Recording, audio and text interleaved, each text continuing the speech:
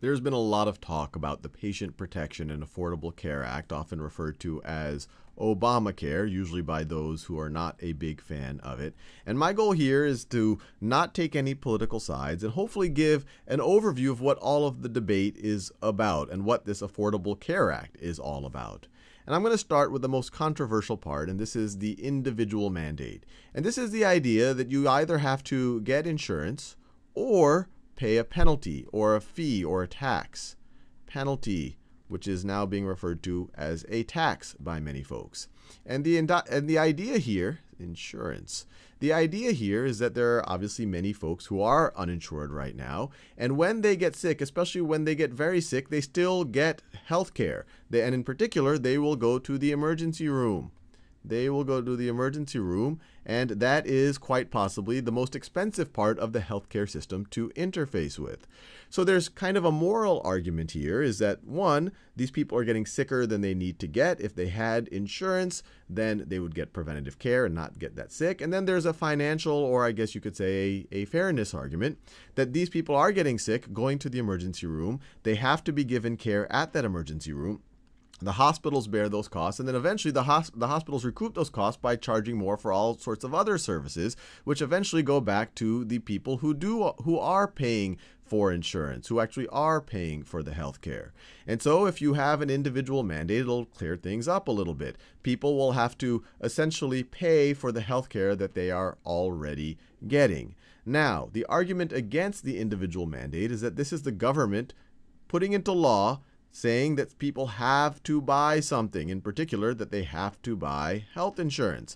Now, the counter argument to that many people make is, well, there's something similar going on with car insurance. If you want to drive in most states, you have to buy some type of car insurance, or at least show that you have the financial ability to pay any liabilities that you might have if you get into an accident.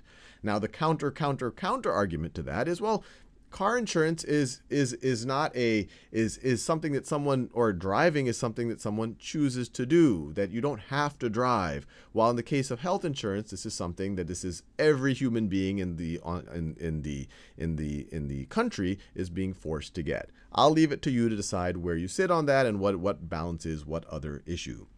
Now, obviously, if you're going to decide whether you want insurance or whether you're going to pay a penalty or a tax, you have to figure out how high is that penalty or tax going to be on you? Or if you want to figure out if this is a fair situation, you have to think about how high is that penalty or tax going to be. And the current provisions say that by 2016, and this is when the full penalties take effect, you're going to have to pay the maximum of either 2.5% of income, or $695 for an individual and $2,085 for a family. And there are exceptions. This whole individual mandate won't apply to you if getting insurance would cost you more than 8% of your total income, or if you belong to a religion that does not participate in the healthcare system, then it doesn't apply. And also, you will never have to pay more than 8% of what it would cost for you to get a health insurance policy. But these are the general penalties. And just to get an understanding of it, if you made $100,000 and chose not to get the insurance, the 2.5% is $2,500, which is more than either of these numbers, and so you will pay $2,500. If your household makes $50,000, then the 2.5% would be less than this here, and so you would pay this number right over there. Now, the other provisions of the Affordable Care Act really are all around, well, if we want people to get insurance, we need to make it easier for them to get insurance. And the biggest deal, at least in my mind, is this one covering pre-existing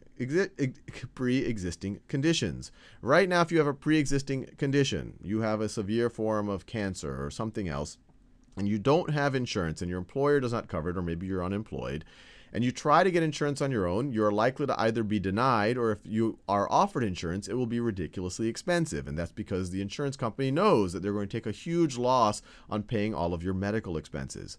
The Affordable Care Act says you can no longer base the premiums or whether or not you're going to give someone coverage based on pre-existing conditions. People will be charged premiums, which is essentially how much you pay for a policy, based on age, and geography. So if you have two 40-year-olds, one of whom has the misfortune of having cancer, and the other who does not have any pre-existing condition, and they both live in, let's say, in Virginia, under this, they would pay the exact amount of insurance, or they would pay the exact insurance premium. These other 2 points, once again, just make it easier to get insurance.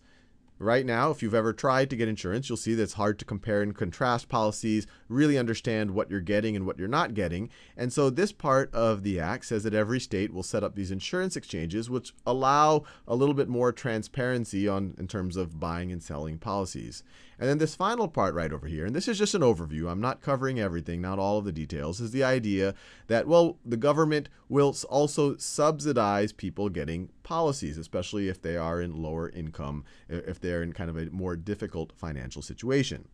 Now, on top of this, if you're deciding whether or not you support things, if you say, oh, well, this might be a good idea, or maybe you think it's a bad idea because you don't like the government forcing things like this, there's also the issue of the cost. And this whole thing, even though there might be savings in terms of lower medical care because people will get preventative health care and things like that, there is still a net cost to this. And this is going to be primarily paid for by increasing the amount, the essential Medicare tax for for people with larger incomes. So it's really going to be larger Medicare revenues or Medicare taxes on people with larger incomes. And this is estimated to generate about $200 billion a year, 210, whatever. There are different estimates here. But that's going to bear most of the cost. And on top of that, there are some extra fees on insurers, and there's what's called an excise tax, which is a tax that tends to be a large tax on a specific product on what they call Cadillac policies, these policies that are very, very, very generous to kind of make up some of the cost of all of this. So once again, not going to take any political sides on this, but hopefully that gives some clarity about what people are actually debating.